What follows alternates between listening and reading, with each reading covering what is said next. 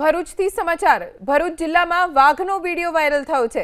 નિકોરા ગામમાં નર્મદા નદીના પટ પાસે વાઘ દેખાયો। વાઘ આવ્યો હોવાનો વિડિયો વાયરલ થતા લોકોમાં ભય છે। વન વિભાગની ટીમને વાઘના પંજાના નિશાન પણ મળ્યા હોવાની જાણકારી પ્રાપ્ત થઈ છે। ગુજરાતમાં એક વાઘ છે તેવી પુષ્ટિ વન વિભાગ તરફથી કરવામાં આવી છે।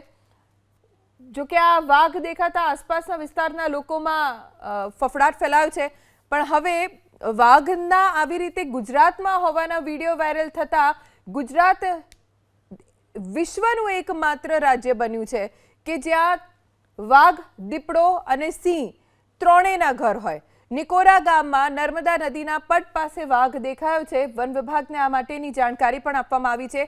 ગુજરાતમાં એક વાઘ છે જે રતનમહાલ જંગલમાં છે। શું આ પણ એ જ વાઘ છે કે અન્ય કોઈ વાઘ, તેની હજી કોઈ સ્પષ્ટ જાણકારી નથી મળી। અમારા સંવાદદાતા યોગેશ પારીક પાસેથી વધુ જાણકારી પ્રાપ્ત કરીશું।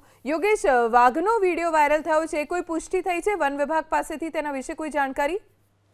ભરૂચ તાલુકાનું જે નિકોરા ગામ છે, નર્મદા નદીના કાંઠે આવેલું આ ગામ છે, ત્યાં વાઘ આવ્યો હોવાના ફૂટેજ વાયરલ થયા હતા। ગામના લોકોએ પણ જંગલ ખાતાને વાઘ આવ્યો હોવાની જાણ કરી હતી।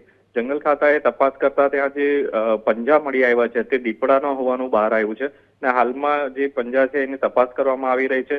તદુપરાંત જે કોઈ બી જાનવર હોય એના જે કંઈ પણ અંશો ત્યાં મળી આવેલ છે એની પણ તપાસ FSL દ્વારા કરવામાં આવી રહી છે।